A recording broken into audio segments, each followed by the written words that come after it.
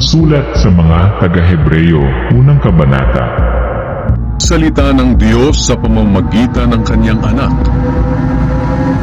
Una, nangusap ang Diyos sa mga ninuno natin sa iba't ibang panahon at paraan sa pamamagitan ng mga propeta. Ngunit nitong mga huling araw, nangusap siya sa atin sa pamamagitan ng Kanyang Anak. Sa pamamagitan niya nilikha ng Diyos ang sanlibutan, at siya rin ang pinili niyang magmay-ari ng lahat ng bagay. Sa Kanya makikita ang nagniningning na kadakilaan ng Diyos, at kung ano ang Diyos ay ganoon din siya. Siya ang nag-iingat sa lahat ng bagay sa mundo, sa pamamagitan ng makapangyarihan niyang salita. Matapos niya tayong linisin sa ating mga kasalanan, umupo siya sa kanan ng makapangyarihang Diyos doon sa langit. Mas dakila ang anak ng Diyos kaysa sa mga anghel. Kaya naging mas dakila ang anak ng Diyos kaysa sa mga anghel, at higit na dakila ang pangalan niya kaysa sa kanila, sapagkat kailanman wala ni isa man sa mga anghel ang sinabihan ng Diyos ng ganito, "Ikaw ang anak ko, at ngayon ipapahayag ko na ako ang iyong ama." At wala ring sinabihan ng Diyos ng ganito sa sino mang anghel, "Ako'y magiging ama niya, at siya'y magiging anak ko." At nang isusugo na ng Diyos ang kanyang bugtong na anak sa mundo, sinabi niya, dapat siyang sambahin ng lahat ng anghel ng Diyos. Ito ang sinabi ng Diyos tungkol sa mga anghel. Ang mga anghel ay magagawa kong hangin. Sila na mga lingkod ko ay magagawa ko ring nagliliyab na apoy. Ngunit ito naman ang sinabi ng Diyos tungkol sa kanyang anak. O Diyos, ang kaharian mo ay magpakailanman, at ang paghahari mo'y makatuwiran. Kinalugdan mo ang gumagawa ng matuwid, at kinamuhian mo ang gumagawa ng masama. Kaya pinili ka ng Diyos na iyong Diyos, at binigyan ng kagalakang higit sa ibinigay niya sa mga kasama mo. At sinabi pa niya sa kanyang anak, "Sa simula, ikaw, Panginoon, ang lumikha ng mundo at ng kalangitan.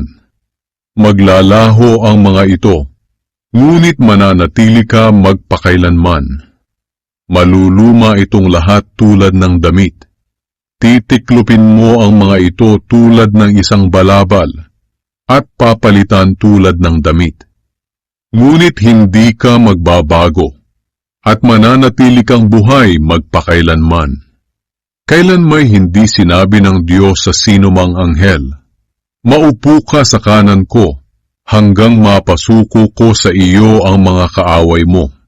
Kung ganoon, ang mga anghel ay mga espiritong naglilingkod lang sa Diyos, at sinusugo niya para tumulong sa mga taong tatanggap ng kaligtasan.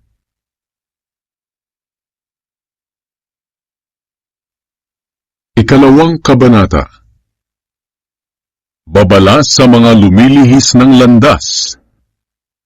Kaya dapat nating panghawakang mabuti ang mga katotohanang narinig natin, para hindi tayo maligaw. Isipin ninyo, ang kautusang ibinigay ng Diyos sa pamamagitan ng mga anghel ay napatunayang totoo, at tumanggap ng kaukulang parusa ang bawat taong lumabag o sumuway dito. Kaya hindi tayo makakaligtas kung babaliwalain natin ang dakilang kaligtasang ito. Ang Panginoon mismo ang unang nagpahayag ng kaligtasang ito, at pinatunayan sa atin ng mga nakarinig sa Kanya. Pinatunayan din ito ng Diyos sa pamamagitan ng mga himala at mga kamanghamanghang gawa, at iba't ibang kakayahang kaloob ng banal na Espiritu na ipinamahagi niya ayon sa kanyang kalooban. Dumating ang kaligtasan sa pamamagitan ni Kristo. Ngayon, tungkol sa mundong darating na sinasabi namin, hindi ito ipinamahala ng Diyos sa mga anghel, sapagkat ito ang sinasabi ng kasulatan. O Diyos, ano ba ang tao upang inyong alalahanin? Sino nga ba siya upang inyong kalingain? Sa maikling panahon, ginawa ninyong mas mababa ang kalagayan niya kaysa sa mga anghel. Ngunit pinarangalan niyo siya bilang hari, at ipinasakop niyo sa kanyang kapangyarihan ang lahat ng bagay. Ang sinasabi ng kasulatan na ipinasakop ang lahat ng bagay sa tao ay nangangahulugang darating ang araw na walang anumang bagay na hindi maipapasakop sa tao. Pero ngayon hindi pa natin nakikita na sakop ng tao ang lahat ng bagay. Ngunit kung tungkol kay Jesus, alam natin na sa maikling panahon naging mas mababa ang kalagayan niya kaysa sa mga anghel, para maranasan niyang mamatay para sa lahat sa pamamagitan ng biyaya ng Diyos. At ngayon, binigyan siya ng karangalan at kadakilaan dahil tiniis niya ang kamatayan. Ginawa ng Diyos ang lahat ng bagay at ginawa niya ito para sa sarili niya. Kaya marapat lang na pumayag siyang maghirap si Jesus para lubos na magampanan ni Jesus ang nararapat bilang pinagmumulan ng kaligtasan.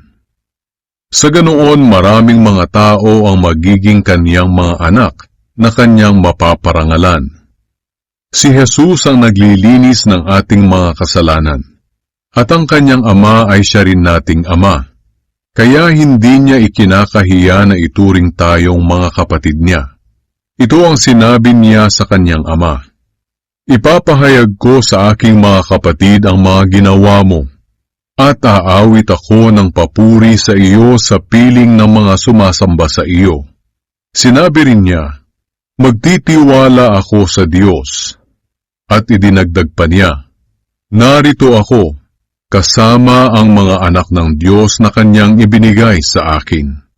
At yamang ang mga anak ng Diyos na binanggit niya ay mga taong may laman at dugo. Naging tao rin si Jesus upang sa pamamagitan ng kanyang kamatayan ay malupig niya ang diablo na siyang may kapangyarihan sa kamatayan. Sa ganitong paraan, pinalaya niya sila na naging alipin ng takot sa kamatayan sa buong buhay nila. Kaya malinaw na hindi ang mga anghel ang tinutulungan ni Jesus, kundi ang lahi ni Abraham. Ito ang dahilan kung bakit kinailangang magkatawang tao ni Jesus, upang maging katulad siya ng mga kapatid niya sa lahat ng bagay. Sa ganoon siya ay magiging punong pari nila na maawain at tapat, na makapaghahandog sa Diyos para sa kapatawaran ng mga kasalanan ng tao. At dahil siya mismo ay nakaranas ng paghihirap ng tinukso siya, matutulungan niya ang mga dumaranas ng tukso.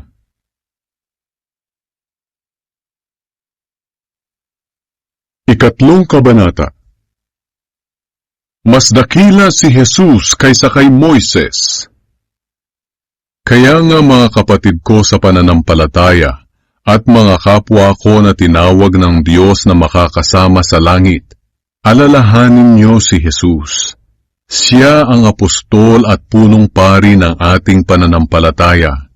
Tapat siya sa Diyos na nagsugo sa Kanya, katulad ni Moises na naging tapat sa pamamahala ng pamilya ng Diyos. Ngunit itinuring ng Diyos si Jesus na higit kaysa kay Moises, dahil kung ihahalin tulad sa bahay, higit ang karangalan ng nagtayo kaysa sa bahay na itinayo. Alam natin na may gumawa ng bawat bahay, ngunit ang Diyos ang gumawa ng lahat ng bagay. Tapat si Moises sa pamamahala niya sa pamilya ng Diyos bilang isang lingkod, at ang mga bagay na ginawa niya ay larawan ng mga bagay na mangyayari sa hinaharap. Ngunit si Kristo ay tapat bilang anak na namamahala sa pamilya ng Diyos. At tayo ang pamilya ng Diyos, kung patuloy tayong magiging tapat sa pag-asang ipinagmamalaki natin. Kaya gaya ng sinabi ng Banal na Espiritu, kung marinig nyo ngayon ang tinig ng Diyos, huwag ninyong patigasin ang puso nyo, tulad ng ginawa noon ng mga ninuno nyo. Naghimagsik sila laban sa Diyos, at siya'y sinubok nila roon sa ilang. Sinabi ng Diyos, "Sinubok nila ako sa kasamaan nila, kahit na nakita nila ang ginawa ko sa loob ng 40 taon. Kaya galit na galit ako sa henerasyong ito at sinabi ko, laging lumalayo ang puso nila sa akin, at ayaw nilang sumunod sa mga itinuturo ko sa kanila. Kaya sa galit ko, isinumpa kong hindi nila makakamta ng kapahingahang galing sa akin. Kaya mga kapatid, mag-ingat kayo, at baka maging masama ang puso niyo na siyang magpapahina ng pananampalataya niyo, hanggang sa lumayo kayo sa Diyos na buhay. Magpaalalahanan kayo araw-araw habang may panahon pa, para walang sino man sa inyo ang madaya ng kasalanan na nagpapatigas sa puso niyo. Sapagkat kasama tayo ni Kristo, kung mananatiling matatag ang pananampalataya natin sa Kanya hanggang sa wakas. Gaya nga ng nabanggit sa kasulatan, kung marinig niyo ngayon ang tinig ng Diyos, huwag ninyong patigasin ang puso niyo, tulad ng ginawa noon ng mga ninuno niyo nang naghimagsik sila laban sa Diyos. Sino ba ang mga taong nakarinig sa tinig ng Diyos at naghimagsik pa rin sa kabila nito? Hindi ba't ang mga inilabas ni Moises sa Ehipto? At kanino ba nagalit ang Diyos sa loob ng 40 taon? Hindi ba't sa mga nagkasala at namatay sa ilang? At sino ba ang isinumpa ng Diyos na hindi makakamta ng kapahingahan? Hindi ba't ang mga ayaw sumunod sa Kanya? Kaya malinaw na hindi nila nakamta ng kapahingahan dahil sa kawalan ng pananampalataya sa Diyos.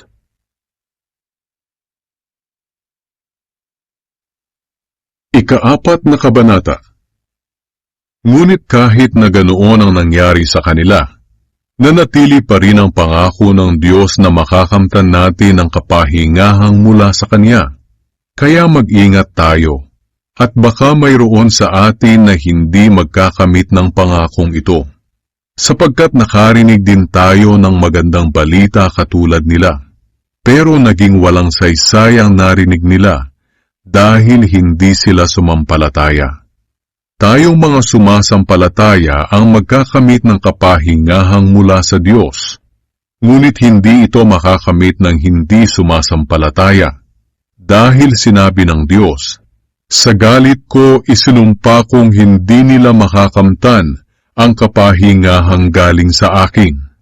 Hindi ibig sabihin na wala pa ang kapahingahan. Ang totoo, nariyan na ito mula pa ng likhain ng mundo, sapagkat sinasabi ng kasulatan tungkol sa 7 araw.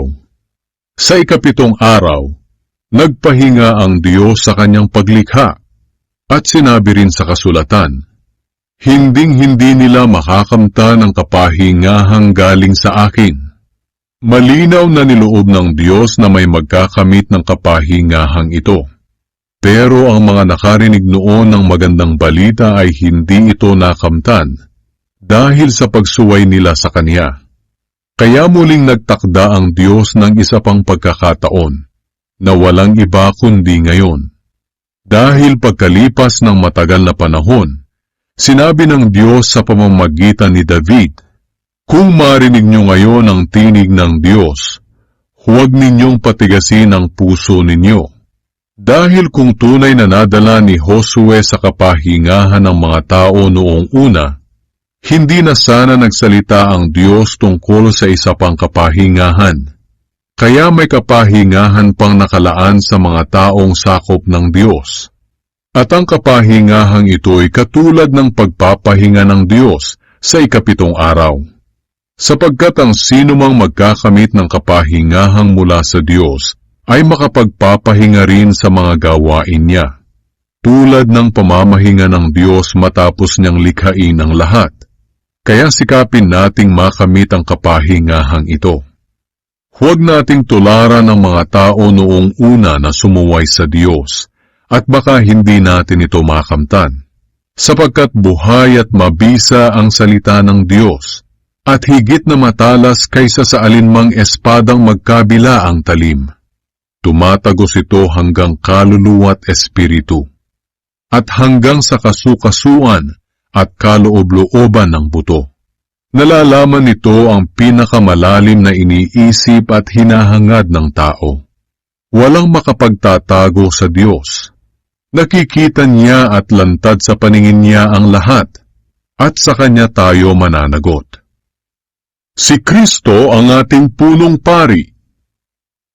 Kaya panghawakan nating mabuti ang pinaniniwalaan natin, dahil mayroon tayong dakilang punong pari na pumasok sa kalangitan, na walang iba kundi si Jesus na anak ng Diyos. Nadarama rin ng ating punong pari ang lahat ng kahinaan natin, dahil naranasan din niya ang lahat ng pagsubok na dumarating sa atin. Pero hindi siya nagkasala. Kaya huwag tayong mag-atubiling lumapit sa trono ng maawaing Diyos para matanggap natin ang awa at biyayang makakatulong sa atin sa panahon ng pangangailangan. Ikalimang kabanata. Ang bawat punong pari ay pinili mula sa mga tao upang maglingkod sa Diyos para sa kanila. Tungkulin niyang maghandog ng mga kaloob at iba pang mga handog para sa kapatawaran ng mga kasalanan. At dahil tao rin siyang tulad natin na may mga kahinaan, mahinahon siyang nakikitungo sa mga taong hindi nakakaalam na naliligaw sila ng landas. At dahil nagkakasala rin siya, kailangan niyang maghandog, hindi lang para sa kasalanan ng mga tao, kundi para rin sa sarili niyang mga kasalanan. Hindi maaaring makamtan ni numan sa sarili niyang kagustuhan ang karangalan ng pagiging punong pari, sapagkat ang Diyos mismo ang humihirang sa kanya na maging punong pari, tulad ng pagkahirang kay Aaron. Ganoon din naman, hindi si Kristo ang nagparangal sa sarili niya na maging punong pari, kundi ang Diyos. Sapagkat sinabi sa kanya ng Diyos, "Ikaw ang anak ko, at ngayon ipapahayag ko na ako ang iyong ama." At sinabi pa ng Diyos sa ibang bahagi ng kasulatan, "Ikaw ay pari magpakailanman, tulad ng pagkapari ni Melchizedek." Noong namumuhay pa si Jesus sa mundong ito, umiiyak siyang nananalangin at nagmamakaawa sa Diyos na makapagliligtas sa kanya sa kamatayan. At dininig naman siya dahil lubos siyang naging masunurin. At kahit anak siya mismo ng Diyos, natutunan niya ang pagiging masunurin sa pamamagitan ng mga pagtitiis na dinanas niya. Naging ganap siya at pinagmulan ng walang hanggang kaligtasan ng lahat ng sumusunod sa kanya. Kaya itinalagas siya ng Diyos na maging punong pari, tulad ng pagkapari ni Melchizedek. Babala sa pagtalikod sa Diyos. Marami pa sana kaming sasabihin tungkol sa mga bagay na ito, pero mahirap ipaliwanag dahil mahina ang pangunawa ninyo. Dapat mga tagapagturo na sana kayo, dahil matagal na kayo sa pananampalataya, ngunit hanggang ngayon ay kailangan pa kayong turuan ng mga panimulang aralin tungkol sa salita ng Diyos. Katulad pa rin kayo ng mga sanggol na nangangailangan ng gatas, dahil hindi nyo pa kaya ang matigas na pagkain. Ang mga nabubuhay sa gatas ay mga sanggol pa, at walang muwang kung ano ang mabuti at masama. Ngunit ang matigas na pagkain ay para sa may mga sapat na gulang na, at alam na kung ano ang mabuti at masama. Ika-6 na kabanata. Kaya bilang matatagal ng sumasampalataya, dapat na nating iwan ang mga panimulang aralin tungkol kay Kristo, at magpatuloy sa mga malalalim na aralin. Huwag na tayong magpabalik-balik pa sa mga aral tungkol sa pagsisisi at pagtalikod sa mga bagay na walang kabuluhan at tungkol sa pananampalataya sa Diyos. Mga aral tungkol sa bautismo, pagpapatong ng kamay sa ulo, muling pagkabuhay ng mga patay, at paghahatol ng Diyos sa magiging kalagayan ng tao magpakailanman. Sa halip kung luluobin ng Diyos, magpatuloy tayo sa malalalim na aralin. upang hindi natin siya talikuran. Sapagkat kung tatalikuran ng isang tao ang Diyos, hindi na siya mapagsisisi at mapapanumbalik pa sa Diyos. Naliwanagan na ang pag-iisip niya. Nakatikim na ng mga biyaya mula sa langit. Tumanggap ng banal na Espiritu. Nakatikim na ng kabutihan dulot ng salita ng Diyos. At nakadama na ng kapangyarihang ihahayag sa huling araw. Pagkatapos kung tumalikod pa rin siya sa Diyos, hindi na siya mapagsisisi at mapapanumbalik sa Diyos dahil para na rin niyang ipinako muli sa krus at dinala sa kahihiyan ang anak ng Diyos. Tulad tayo ng lupang pinagpapala ng Diyos, na matapos tumanggap ng masaganang ulan, ay tinutubuan ng mga halamang pakikinabangan ng magsasaka. Ngunit kung matitinik na mga halaman lang ang tumutubo roon, wala itong pakinabang. Nanganganib itong sumpain na lang ng Diyos at sa bandang huli ay susunugin. Mga minamahal, kahit na ganito ang sinasabi namin, nakakatiyak kaming nasa mabuti kayong kalagayan tungkol sa kaligtasan ninyo. Makatarungan ng Diyos at hindi niya magagawang kalimutan ang inyong mabubuting gawa at ang pagmamahal na ipinakita ninyo sa Kanya at patuloy na ipinapakita sa pamamagitan ng pagtulong sa mga kapwa pinabanal ng Diyos. Nais naming patuloy na maging masigasig ang bawat isa sa inyo sa pag-asa niyo sa Diyos hanggang sa wakas, para makamtan ninyo ang inaasahan ninyo. Huwag kayong maging tamad. Sa halip tularan niyo ang mga tao na tumatanggap ng mga ipinangako ng Diyos sa pamamagitan ng pananampalataya nila at pagtitiis. Tiyak ang pangako ng Diyos. Tingnan niyo ang karanasan ni Abraham. Nang mangako ang Diyos kay Abraham, hindi siya gumamit ng ibang pangalan para patunayan ang pangako niya, kundi ginamit niya ang sarili niyang pangalan dahil wala nang makahihigit pa sa kanya. Sinabi niya, "Talagang pagpapalain kita at pararamihin ko ang lahi mo." At pagkatapos ng matiyagang paghihintay, natanggap ni Abraham ang mga ipinangako sa kanya. Nanunumpa ang mga tao sa pangalan ng Diyos na mas nakahihigit sa kanila, para paniwalaan sila at wala ng pag-usapan pa. Ganito rin ang ginawa ng Diyos noon sa mga taong pinangakuan niya. Ipinakita niya sa kanila sa pamamagitan ng panunumpa na tutuparin niya ang pangako niya. At ang dalawang bagay na ito, ang pangako niya at panunumpa, ay hindi mababago, dahil hindi magagawang magsinungaling ng Diyos. Kaya tayong mga nagpakalinga sa Kanya, ay may matibay na pag-asang pinanghahawakan na gagawin niya ang ipinangako niya sa atin. Ang pag-asang ito ay matibay tulad ng angkla, at ito ay nagbibigay kapanatagan sa buhay natin. Dahil umaabot ito sa pinakabanal na lugar, kung saan nauna nang pumasok si Jesus para sa atin. Siya ang punong pari natin magpakailanman, katulad ng pagkapari ni Melchizedek.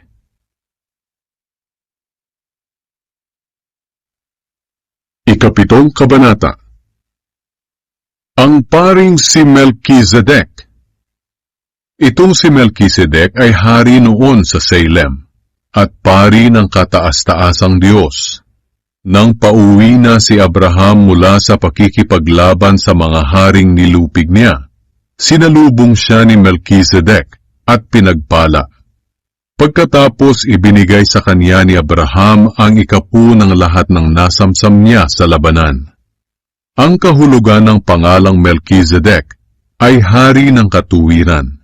At dahil hari siya ng Salem, nangangahulugan na siya'y hari ng kapayapaan. Walang naisulat tungkol sa kanyang ama at ina o maging sa mga ninuno niya. At wala ring naisulat tungkol sa kanyang kapanganakan at kamatayan. Katulad siya ng anak ng Diyos. Ang pagkapari niya'y walang hanggan. Isipin niyo na lang kung gaano kadakila si Melchizedek. Kahit na si Abraham na ama ng ating lahi, ay nagbigay sa kanya ng ikapu mula sa lahat ng nasamsam niya sa labanan.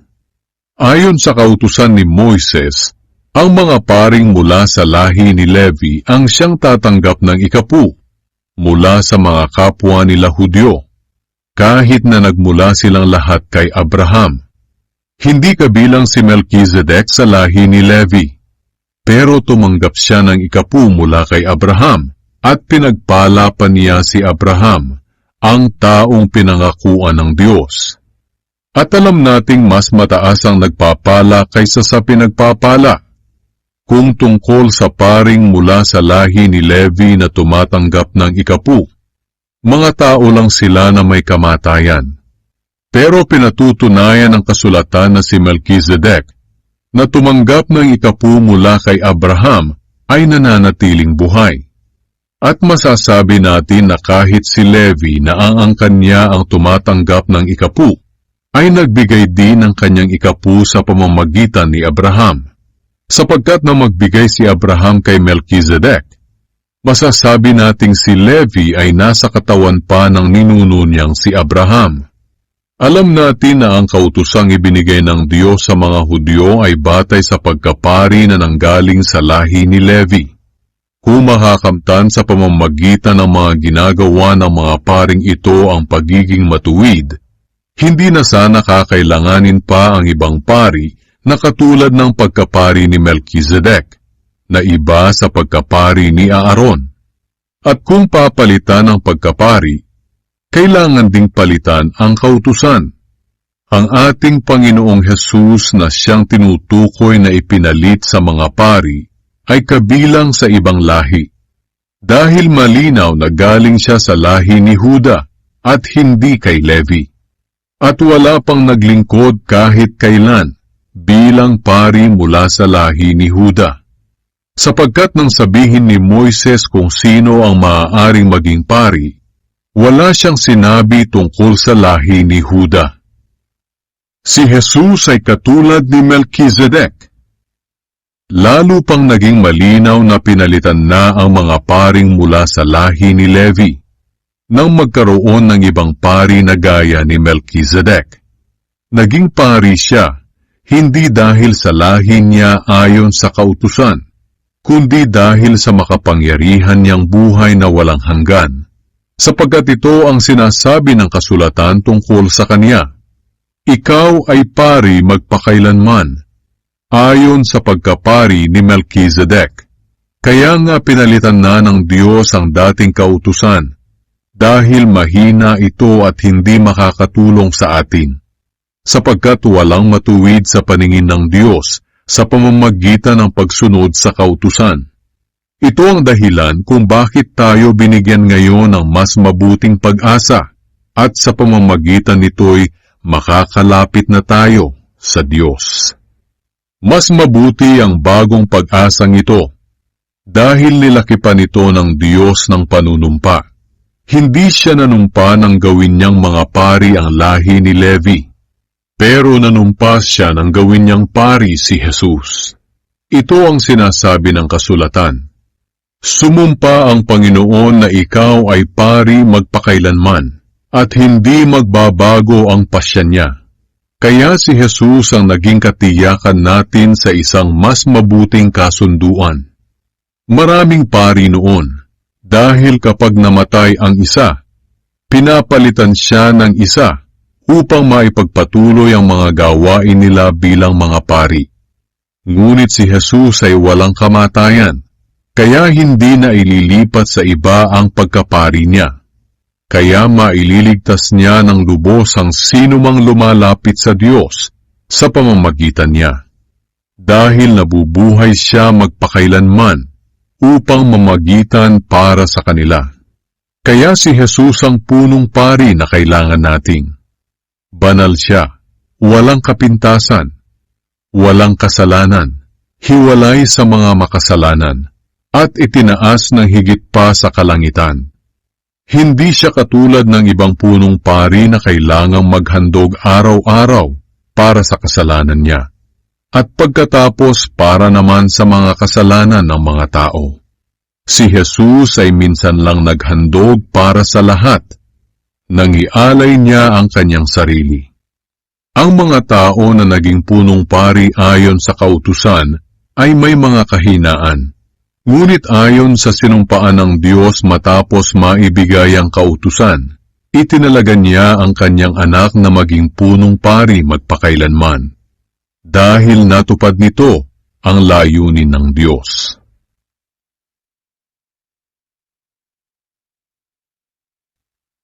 Ikawalong kabanata. Si Kristo ang ating punong pari. Ito ang ibig kong sabihin.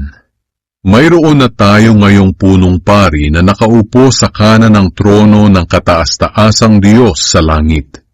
Naglilingkod siya bilang punong pari sa pinakabanal na lugar na hindi tao ang gumawa, kundi ang Panginoon mismo. Ang bawat punong pari ay itinalagang mag-alay ng mga handog at kaloob, kaya kailangan na maihandog din ang punong pari natin. Kung nandito pa siya sa lupa, hindi siya maaaring maging pari dahil mayroon ng mga paring nag-aalay ng mga handog ayon sa kautusan. Ang pag-aalay na ginagawa nila ay anino lang ng mga bagay na nangyayari roon sa langit. Sapagkat nang itatayo na ni Moises ang toldang sambahan, mahigpit siyang pinagbilinan ng Diyos. Kailangang sundin mo ang planong ipinakita ko sa iyo sa bundok. Ngunit higit na dakila ang mga gawain ni Jesus bilang punong pari, kaysa sa mga gawain ng mga pari, dahil siya ang tagapamagitan ng isang kasunduang higit na mabuti kaysa sa nauna. At nakasalalay ito sa mas mabubuting pangako ng Diyos. Kung walang kakulangan ng unang kasunduan, hindi na sana kailangan pang palitan. Ngunit nakita ng Diyos ang pagkukulang ng mga taong sumusunod sa unang kasunduan. Kaya sinabi niya, darating ang panahon na gagawa ako ng bagong kasunduan sa mga taga-Israel at taga-Huda. Hindi ito katulad ng kasunduang ginawa ko sa mga ninuno nila noong akayin ko sila palabas sa Ehipto. Hindi nila sinunod ang unang kasunduang ibinigay ko sa kanila, kaya pinabayaan ko sila. Sinabi pa ng Panginoon, ito ang bagong kasunduan na gagawin ko sa mga mamamayan ng Israel pagdating ng araw na iyon. Itatanim ko sa isipan nila ang mga utos ko, at isusulat ko ang mga ito sa mga puso nila.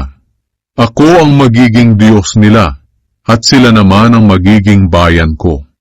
Hindi na nila kailangan pang turuan ang mga kababayan o kapatid nila na kilalanin ang Panginoon, sapagkat kikilalanin nila akong lahat, mula sa pinakamababa hanggang sa pinakadakila, sapagkat patatawarin ko ang kasamaan nila, at lilimutin ko na ang mga kasalanan nila. Nang sabihin ng Diyos na may bago ng kasunduan, malinaw na pinawalang bisa na niya ang nauna, at ang anumang wala ng bisa at luma na, ay mawawala na lamang. Ikasyam na kabanata. Ang pagsamba rito sa lupa at doon sa langit. May mga tuntunin ng unang kasunduan tungkol sa pagsamba, at may sambahang gawa ng tao. Itong toldang sambahan na ginawa nila ay may dalawang silid. Ang unang silid ay ang banal na lugar, kung saan naroon ang ilawan, ang mesa, at ang tinapay na handog sa Diyos. Ang ikalawang silid ay ang pinakabanal na lugar.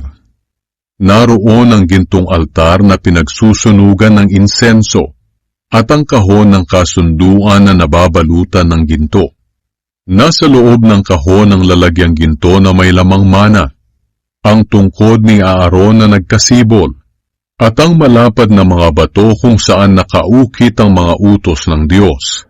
Sa ibabaw ng kahon ay may mga kerubin na nagpapahiwatig ng presensya ng Diyos, at nilililiman ng mga palakpak nito ang lugar na iyon kung saan pinapatawad ng Diyos ang mga kasalanan ng tao. Ngunit hindi namin ito maipapaliwanag ng detalyado sa ngayon. Ganoon ang pagkakaayaw sa loob ng toldang sambahan, at araw-araw pumapasok ang mga pari sa unang silid ng tolda para gampanan ang tungkulin nila. Ngunit ang punong pari lang ang nakakapasok sa pinakabanal na lugar at minsan lang sa isang taon. At sa tuwing papasok siya rito, naghahandog siya ng dugo para sa sarili niyang mga kasalanan at sa mga kasalanang nagawa ng mga tao nang hindi nila nalalaman. Sa ginagawa nilang ito, ipinapakita ng banal na espiritu na hindi makakapasok sa pinakabanal na lugar ang karaniwang tao hanggat naroon pa ang dating toldang sambahan. Ang toldang iyon ay larawan lang ng kasalukuyang panahon, sapagkat ang mga handog at kaloob na iniaalay doon ng mga tao ay hindi nakapaglilinis ng kanilang konsensya. Ang mga ginagawa nilang ito'y nauukol lang sa mga pagkain at inumin at mga seremonya ng paglilinis. Mga tuntuning panlabas lamang ito na ipinapatupad hanggang sa dumating ang bagong pamamaraan ng Diyos. Ngunit dumating na si Kristo na punong pari ng bagong pamamaraan, na higit na mabuti kaysa sa dati. Pumasok siya sa mas dakila at mas ganap na tolda na hindi gawa ng tao, at wala sa mundong ito. Minsan lang pumasok si Kristo sa pinakabanal na lugar, at hindi dugo ng kambing o ng guya ang dala niya, kundi ang sarili niyang dugo. At sa pamamagitan ng kaniyang dugo, tinubos niya tayo sa mga kasalanan natin magpakailanman. Ayon sa kautusan, kung itinuturing na marumi ang isang tao, kailangan siyang wisikan ng dugo ng kambing at toro, at ng abo ng guya para maging malinis. Kung nakakalinis ang mga ito, di lalo na ang dugo ni Kristo. Sa pamamagitan ng walang hanggang banal na espiritu, inialay ni Kristo ang sarili niya bilang handog na walang kapintasan sa Diyos. Ang dugo niya ang lilinis sa ating puso't isipan para matalikuran natin ang mga gawaing walang kabuluhan at paglingkuran ng Diyos na buhay. Kaya si Kristo ang ginawang tagapamagitan sa atin at sa Diyos sa bagong kasunduan. Sapagkat sa pamamagitan ng kanyang kamatayan, tinubos niya ang mga taong lumabag sa unang kasunduan. Dahil dito matatanggap ng mga tinawag ng Diyos ang walang hanggang pagpapala na ipinangako niya. Maihahalin tulad ito sa isang huling testamento na kailangang mapatunayan na namatay na ang gumawa nito, dahil wala itong bisa habang nabubuhay pa siya. Nagkakabisa lang ang isang testamento kapag namatay na ang gumawa nito.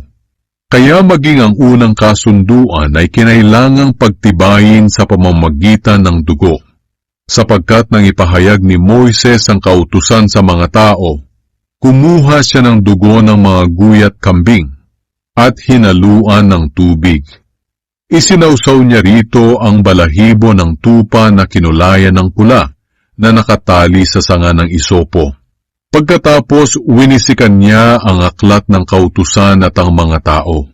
At sinabi niya, "Ito ang dugong nagpapatibay sa kasunduang ibinigay at ipinatutupad sa inyo ng Diyos."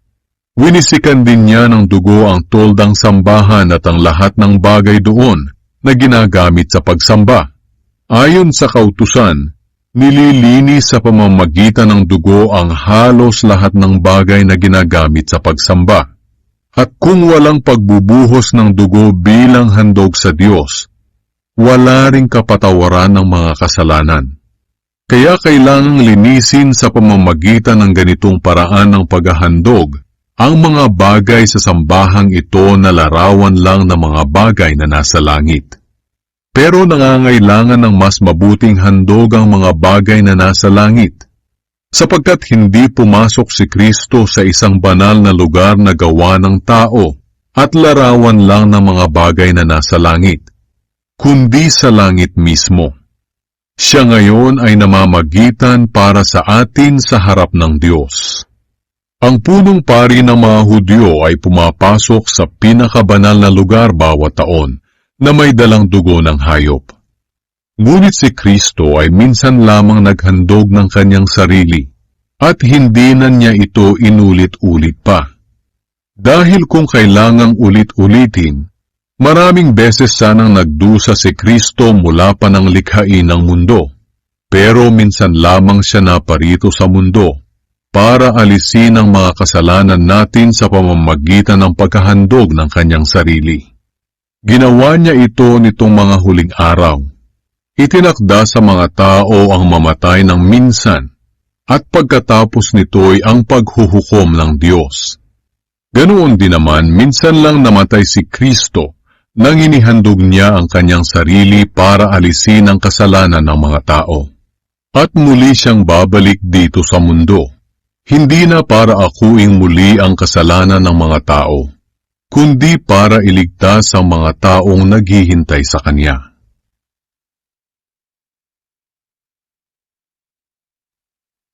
Ikasampung Kabanata. Ang kautusan ay anino lang ng mabubuting bagay na darating. Kailanman ay hindi ito nakakapagpabanal sa mga taong lumalapit sa Diyos sa pamamagitan ng mga handog na iniaalay nila taon-taon. Dahil kung napatawad na sila sa pamamagitan ng mga handog, hindi na sana sila uusigin ng kanilang budhi at hindi na nila kailangang maghandog pa. Ngunit ang paghahandog na ginagawa nila taon-taon ay siya pang nagpapaalala sa mga kasalanan nila. Dahil hindi makapag-aalis ng kasalanan ang dugo ng mga toro at kambing na inihahandog nila. Kaya nga nang dumating si Jesus dito sa mundo, sinabi niya sa kanyang ama, "Hindi mo nagustuhan ang mga handog at kaloob ng mga tao, kaya binigyan mo ako ng katawan na ihahandog ko. Hindi ka nasiyahan sa mga handog na sinusunog at mga handog sa paglilinis. Kaya sinabi ko sa iyo, narito ako para tuparin ang kalooban mo, O Diyos, ayon sa nasusulat sa kasulatan tungkol sa akin."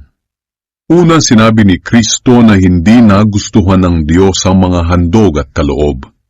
At hindi siya nasiyahan sa mga handog na sinusunog at mga handog sa paglilinis, kahit na ipinapatupad ito ng kautusan. Pagkatapos sinabi niya sa kanyang ama, "Nandito ako para sundin ang kalooban mo." Kaya inalis ng Diyos ang dating paraan ng paghahandog upang palitan ang paghahandog ni Kristo. At dahil sinunod ni Hesukristo ang kalooban ng Diyos, nilinis niya tayo sa mga kasalanan natin sa pamamagitan ng minsang paghahandog ng sarili niya. Naglilingkod ang mga pari araw-araw at paulit-ulit na nag-aalay ng ganoon ding mga handog na hindi naman nakapag-aalis ng kasalanan.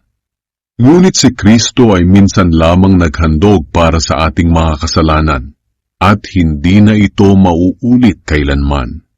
Pagkatapos nito, umupo na siya sa kanan ng Diyos at hinihintay na lang niya ngayon ang panahong pasukuin sa kanya ng Diyos ang mga kaaway niya. Kaya sa pamamagitan lang ng minsang paghahandog, ginawa niyang ganap magpakailanman ang mga pinabanal niya. Ang banal na Espiritu mismo ang nagpapatutuo tungkol dito.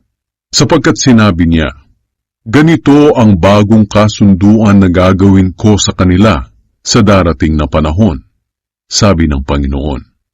"Ilalagay ko ang aking mga utos sa puso nila, at itatanim ko ang mga ito sa kanilang isipan." Dagdag pa niya, "Tuluyan ko nang lilimutin ang mga kasalanan at kasamaan nila.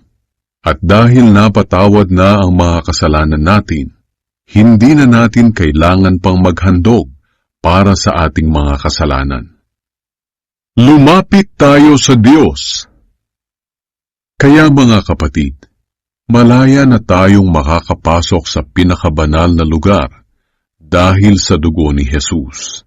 Sa pamamagitan ng paghahandog ng kanyang katawan, binuksan niya para sa atin ang bagong daan, patungo sa pinakabanal na lugar na nasa kabila ng tabing.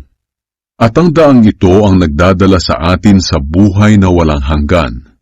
At dahil mayroon tayong dakilang punong pari na namamahala sa pamilya ng Diyos, lumapit tayo sa Kanya ng may tapat na puso at matatag na pananampalataya. Dahil nilinis na ng dugo ni Jesus ang mga puso natin mula sa maruming pag-iisip at nahugasan na ang mga katawan natin ng malinis na tubig. Magpakatatag tayo sa pag-asa natin at huwag tayong mag-alinlangan dahil tapat ang Diyos na nangako sa atin. At sikapin nating mahikayat ang isa't isa sa pagmamahalan at sa paggawa ng kabutihan. Huwag nating pababayaan ang mga pagtitipon natin, gaya ng nakaugalian na ng ilan. Sa halip palakasin natin ang loob ng bawat isa, lalo na ngayong nalalapit na ang huling araw. Sapagkat kung sasadyain pa nating magpatuloy sa paggawa ng kasalanan, pagkatapos nating malaman ang katotohanan, wala nang handog na maiaalay pa para mapatawad ang mga kasalanan natin.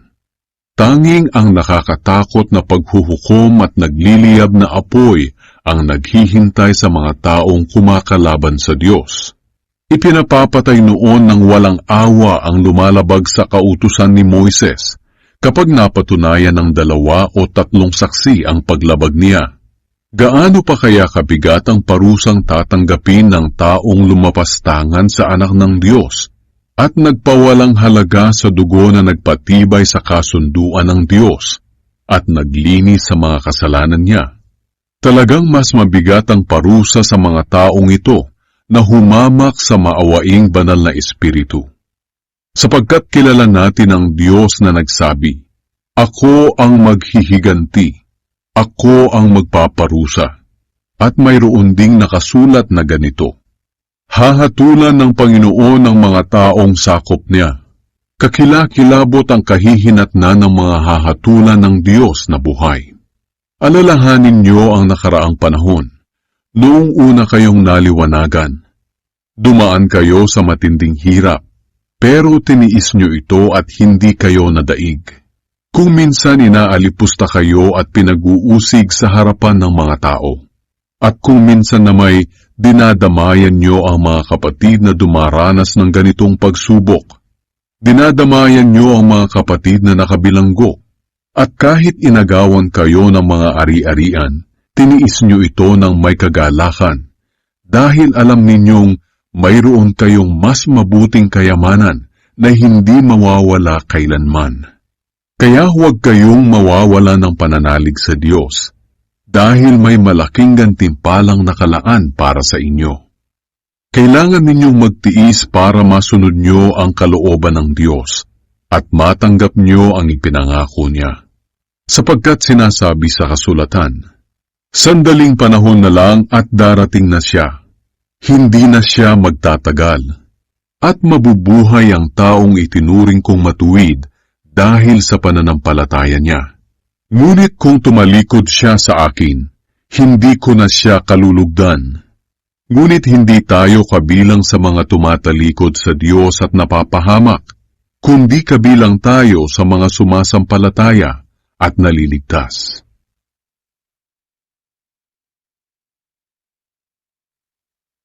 Ika-11 Kabanata.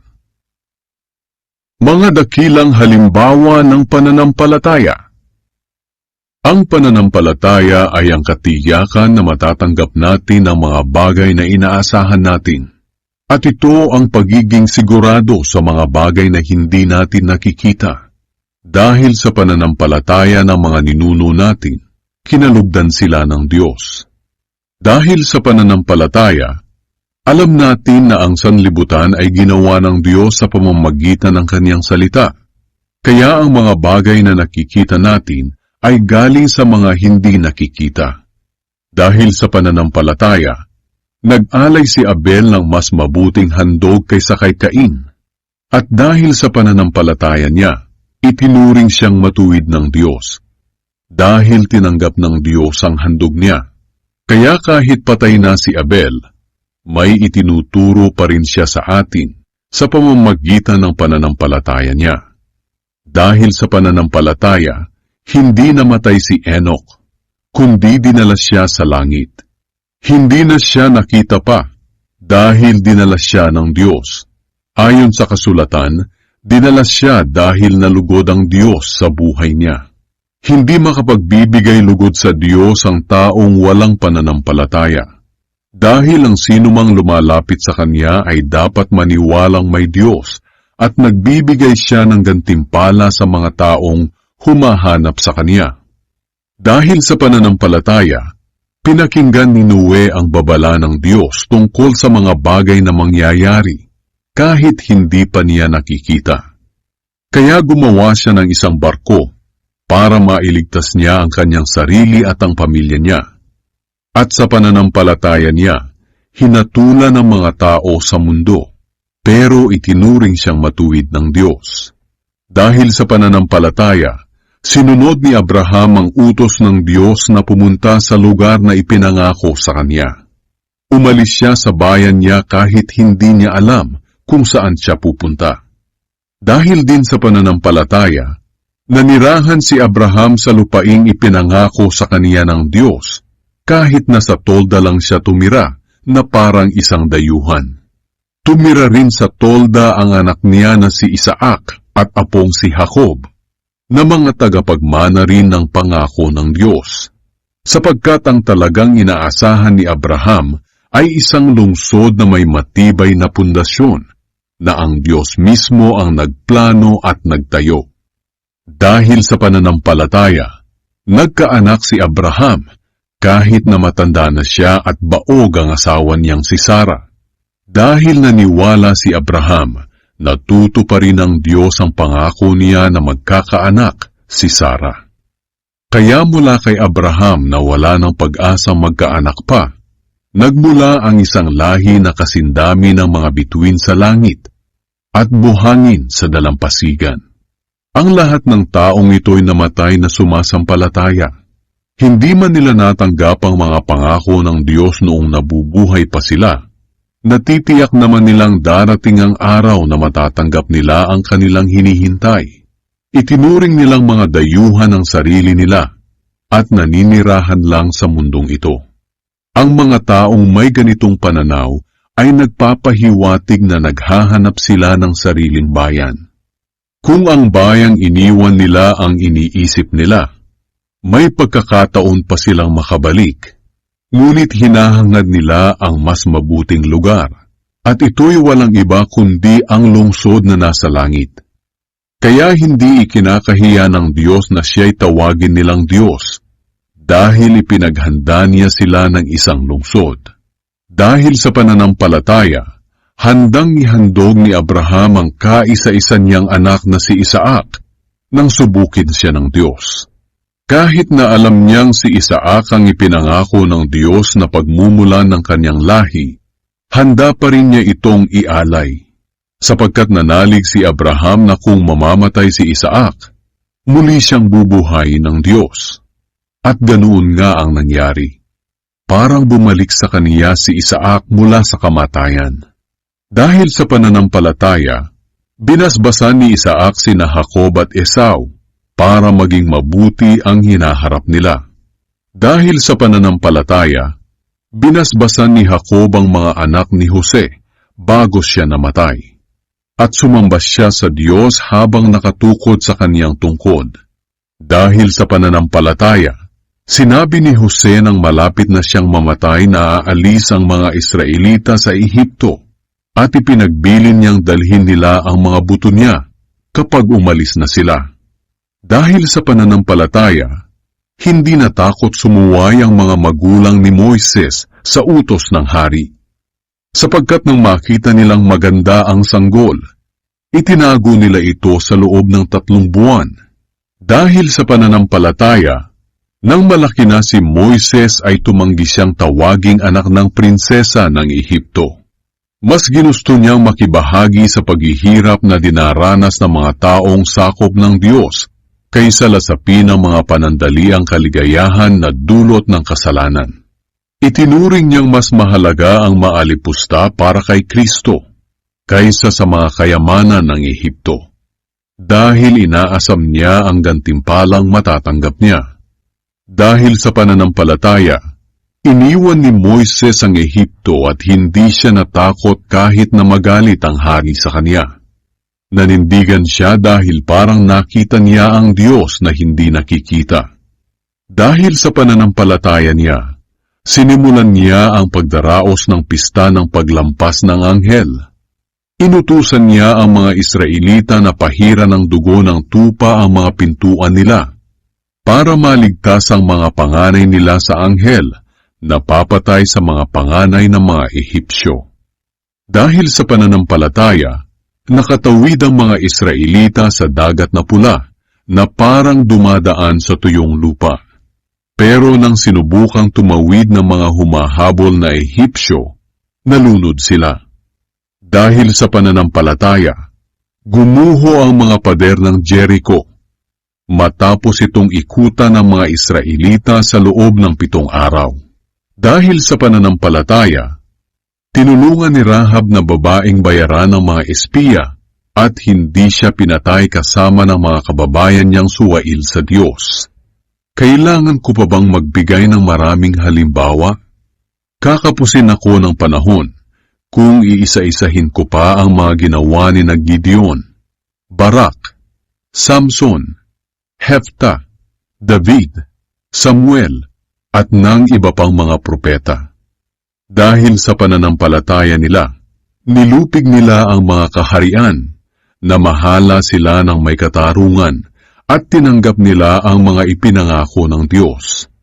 Dahil sa pananampalataya nila, hindi sila ginalaw ng mga leon, hindi sila napaso sa nagliliyab na apoy, at nakaligtas sila sa kamatayan sa pamamagitan ng espada. Ang iba sa kanila'y mahihina, pero pinalakas sila ng Diyos. At naging makapangyarihan sila sa digmaan at nilupig ang mga dayuhang hukbo. May mga babae naman na dahil sa pananampalataya nila sa Diyos, ay muling nabuhay ang kanilang mga anak na namatay. Ang iba namang sumasampalataya sa Diyos ay pinahirapan hanggang sa mamatay. Tinanggihan nila ang alok na kalayaan, kapalit ng pagtalikod nila sa kanilang pananampalataya. Dahil nalalaman nilang darating ang araw na bubuhayin sila ng Diyos at matatanggap nila ang mas mabuting gantimpala. Ang iba naman ay dumanas ng mga pandalait at panghahagupit dahil sa pananampalataya nila. At ang iba ay kinadena at ibinilanggo. Pinagbabato ang iba hanggang sa mamatay. Ang iba naman ay nilagari hanggang mahati ang katawan nila. At mayroon ding pinatay sa espada. Ang ilan sa kanila ay nagdamit na lang ng balat ng tupa at kambing. Naranasan nilang maghikahos, usigin at apihin. Nagtago sila sa mga ilang, mga kabundukan, mga kuweba at mga lungga sa lupa. Hindi karapat-dapat ang mundong ito para sa kanila. Kinalugdan silang lahat ng Diyos dahil sa pananampalataya nila. Ngunit hindi nila natanggap sa panahon nila ang ipinangako ng Diyos sa kanila. Ito'y dahil may mas mabuting plano ang Diyos para sa atin. Dahil nais niyang makasama nila tayo kapag tinupad na niya ang ipinangako niya sa kanila.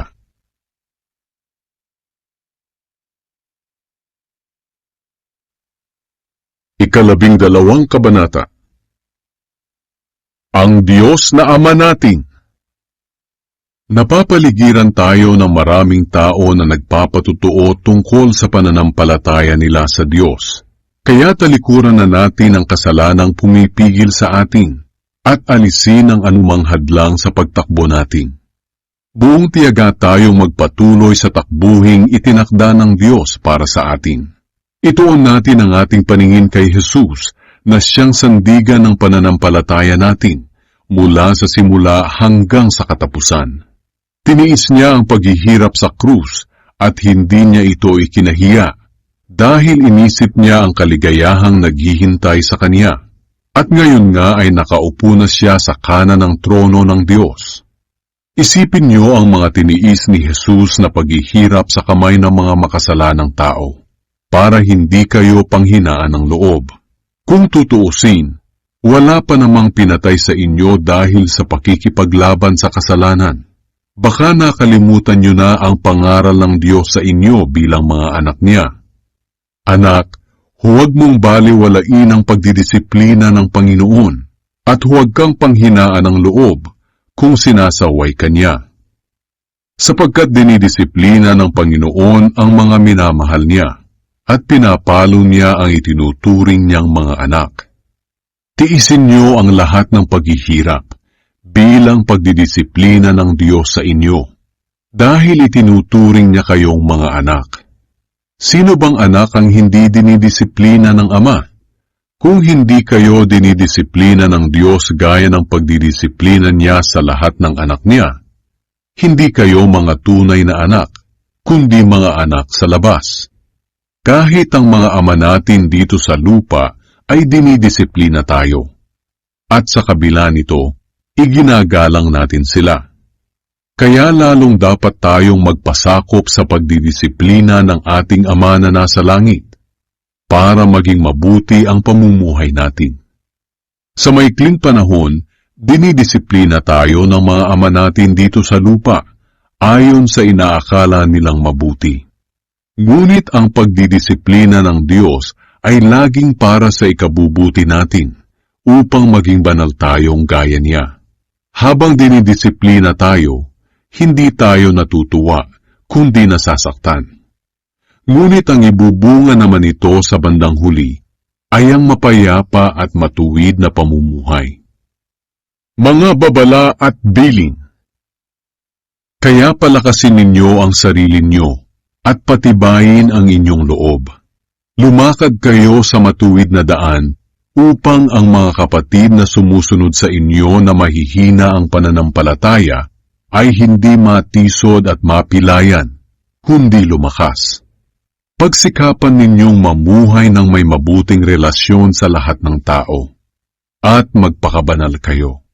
Sapagkat kung hindi banal ang pamumuhay nyo, hindi nyo makikita ang Panginoon. Ingatan nyo na walang sino man sa inyo ang tatalikod sa biyaya ng Diyos. At huwag ninyong hayaang umira lang samaan ng loob sa inyo at marami ang madamay. Ingatan din ninyo na walang sino man sa inyo ang gagawa ng sexual na imoralidad o mamumuhay ng gaya ni Esau na hindi pinahalagahan ang mga espiritual na bagay. Dahil ipinagpalit niya ang karapatan niya bilang panganay sa isang kainan. At alam niyo na rin na pagkatapos ay hiningi ni Esau sa kanyang ama ang pagpapalang nauukol sa panganay. Pero tinanggihan siya, sapagkat hindi na mababago ang ginawa niya. Anumang pagsisikap at pag-iyak ang gawin niya. Ang paglapit niyo sa Diyos ay hindi katulad ng paglapit ng mga Israelita noon. Lumapit sila sa isang bundok na nakikita nila, ang bundok ng Sinai, na may nagliliyab na apoy, may kadiliman, at malakas na hangin. Nakarinig din sila ng tunog ng trumpeta, at boses ng nagsasalita, at nang marinig nila ang boses na iyon, nagmakaawa silang huwag na itong magsalita pa sa kanila, dahil hindi nila makayanan ang utos na ito. Ang sino mang tumapak sa bundok, kahit hayop, ay babatuhin hanggang sa mamatay. Tunay na kakilakilabot ang tanawing iyon, kaya maging si Moises ay nagsabi, "Nanginginig ako sa takot." Ngunit hindi ganito ang paglapit nyo sa Panginoon. Dahil ang nilapitan nyo ay ang bundok ng Zion, ang lungsod ng Diyos na buhay, ang Jerusalem na nasa langit, na may libu-libong anghel na nagtitipon ng may kagalakan. Lumapit kayo sa pagtitipon ng mga itinuturing na mga panganay ng Diyos, na ang mga pangalan nila ay nakasulat sa langit. Lumapit kayo sa Diyos na siyang hukom ng lahat, at sa mga espiritu ng mga taong itinuring na matuwid ng Diyos at ginawa na niyang ganap, Lumapit kayo kay Jesus na siyang tagapamagitan natin sa Diyos sa bagong kasunduan. Ang kasunduang ito'y pinagtibay ng kanyang dugo, na higit na mabuti kaysa sa dugo ni Abel na humihingi ng katarungan. Kaya mag-ingat kayo, at huwag tanggihan ng Diyos na nagsasalita sa atin. Ang mga tao noon ay hindi nakinig sa mga propeta rito sa lupa ay hindi nakaligtas sa parusa. Paano kaya tayo makakaligtas kung hindi natin pakikinggan ang nagsasalita mula sa langit? Yumanig noon ang lupa nang magsalita ang Diyos. At ngayon ay nangako siya. Minsan ko pang iyayanigin ang mundo, pati na rin ang langit. Ang katagang minsan pa ay nagpapahiwatig na aalisin ng Diyos ang lahat ng nilikha niya na nayayanig, para manatili ang mga bagay na hindi nayayanig. Kaya magpasalamat tayo sa Diyos, dahil kabilang na tayo sa kaharian niya na hindi nayayanig. Sambahin natin siya sa paraang kalugod-lugod, na may takot at paggalang sa Kanya. Dahil kapag nagparusa ang ating Diyos, ito'y parang apoy na nakakatupok.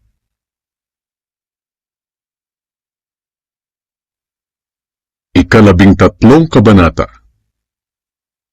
Ang paglilingkod na nakalulugod sa Diyos. Magpatuloy kayo sa pag-iibigan bilang magkakapatid kay Kristo. Huwag ninyong kalimutang patuloyin ang mga dayuhan sa tahanan ninyo. May mga taong gumawa niyan noon, at hindi nila alam na mga anghel na pala ang mga bisita nila. Damayan ninyo ang mga kapatid na nasa bilangguan, na parang nakabilanggo rin kayong kasama nila. At damayan din ninyo ang mga kapatid na pinagmamalupitan, na para bang dumaranas din kayo ng ganoon. Dapat ninyong pahalagahan ang pag-aasawa, at dapat ninyong iwasan ang pangangalunya, sapagkat hahatulan ng Diyos ang mga nangangalunya at ang mga immoral. Iwasan niyo ang pagiging sakim sa salapi. Maging kontento kayo sa anumang nasa inyo, sapagkat sinabi ng Diyos, hinding-hindi ko kayo iiwan o pababayaan man. Kaya buong pagtitiwalang masasabi natin, ang Panginoon ang tumutulong sa akin, kaya hindi ako matatakot. Ano ang magagawa ng tao laban sa akin? Alalahanin niyo ang mga dating namuno sa inyo na nagbahagi sa inyo ng salita ng Diyos. Isipin niyo kung paano silang namuhay at namatay na may pananampalataya. Sila ang tularan ninyo. Si Hesukristo ay hindi nagbabago. Kung ano siya noon, ganoon din siya ngayon at magpakailanman. Huwag kayong padadala sa kung ano-anong mga aral na iba sa natutunan ninyo. Mas mabuting patibayin natin ang ating pananampalataya sa pamamagitan ng biyaya ng Diyos kaysa sa pamamagitan ng pagsunod sa mga tuntunin tungkol sa pagkain na wala namang naidudulot sa mga sumusunod nito. Tayong mga mananampalataya ay may altar, at walang karapatang makisalo rito ang mga pari ng mga Hudyo na naghahandog sa sambahan nila. Sapagkat ang dugo ng mga hayop na handog sa paglilinis ay dinadala ng punong pari sa pinakabanal na lugar. Pero ang katawan ng mga hayop ay sinusunog sa labas ng bayan. Ganyan din ang nangyari kay Jesus. Pinatay siya sa labas ng bayan para malinis niya ang mga tao sa mga kasalanan nila sa pamamagitan ng kanyang dugo. Kaya lumapit tayo kay Jesus sa labas ng bayan at makibahagi sa mga tiniis niyang kahihiyan. Sapagkat wala tayong tunay na bayan sa mundong ito, pero hinihintay natin ang bayan na paparating pa lang. Kaya patuloy tayong maghandog ng papuri sa Diyos sa pamamagitan ni Jesus. Ito'y ang mga handog na nagmumula sa mga labi natin at nagpapahayag ng pagkilala natin sa Kanya. At huwag nating kalimutan ang paggawa ng mabuti at pagtulong sa iba, dahil ang ganitong uri ng handog ay kalugod-lugod sa Diyos. Sundin niyo ang mga namumuno sa inyo at magpasakop kayo sa kanila, dahil sila ang nangangalaga sa espiritual ninyong kalagayan. At alam nilang may pananagutan sila sa Diyos sa pangangalaga nila sa inyo. Kung susundin niyo sila, magiging masaya sila sa pagtupad ng tungkulin nila. Ngunit kung hindi, malulungkot sila at hindi ito makakatulong sa inyo. Ipanalangin niyo kami, dahil sigurado kaming malinis ang mga konsensya namin, sapagkat hinahangad naming mamuhay ng marangal sa lahat ng bagay. At lalo ninyong ipanalangin na makabalik ako sa inyo sa lalong madaling panahon. Idinadalangin ko rin kayo sa Diyos na siyang pinagmumulan ng kapayapaan. Siya ang bumuhay sa ating Panginoong Hesus na ating dakilang pastol. At dahil sa kanyang dugo, pinagtibay niya ang walang hanggang kasunduan. Naway ipagkaloob niya sa inyo ang lahat ng inyong kailangan para masunod ninyo ang kalooban niya. At sa pamamagitan ni Hesukristo, naway gawin niya sa atin ang kalugod-lugod sa kaniyang paningin. Purihin natin siya magpakailanman. Amen. Huling bilin.